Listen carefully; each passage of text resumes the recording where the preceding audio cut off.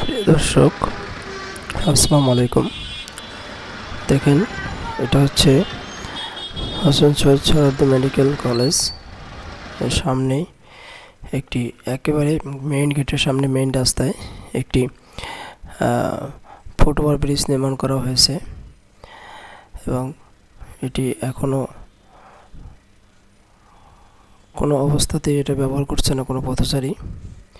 পুরোটাই খালি রয়েছে, কিছু দু একজন মানুষ ছাড়া ম্যাক্সিমাম মানুষই এভাবে দেখেন রাস্তা পার হচ্ছে হেঁটে। হ্যাঁ, এটা এটা এটা এটা কী ধরনের সভ্যতা? এদেশের মানুষ কবে সভ্য হবে? এদেশের মানুষের জন্য সিটি কর্পোরেশন কিংবা সরকার দেখেন কোটি কোটি টাকা খরচ করে একটি ফুটওভার ব্রিজ একেবারে ফাঁকা পড়ে আছে, কোনো মানুষ এখান থেকে হাঁটছে না।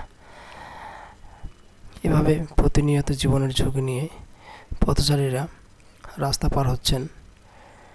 দেখেন কী অবস্থা।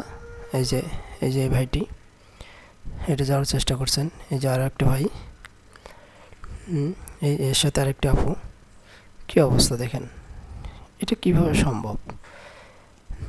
দেখেন এভাবে কি, এভাবে এই জাতিটা কবে কবে সভ্য হবে? এটা কোনোভাবেই কাম্য নয়। যদি কখনো দেখেন এই একটি আপু কীভাবে রাস্তাটি পার হচ্ছেন। যদি কোনোভাবে কোনো গাড়ির সাথে ধাক্কা লেগে যায় এবং একটা দুর্ঘটনা ঘটে, তাহলে পরিস্থিতিটা কী দাঁড়াবে দেখেন। একটু সময় বাঁচাতে গিয়ে তার জীবনের ঝুঁকি নিয়ে তারা রাস্তা পার হচ্ছে। দেখুন কী অবস্থা, তা মোটেই ঠিক নয়। প্রিয় দর্শক, আপনারা কমেন্টস করে জানাবেন এটা কি ঠিক হবে ঠিক। ধন্যবাদ।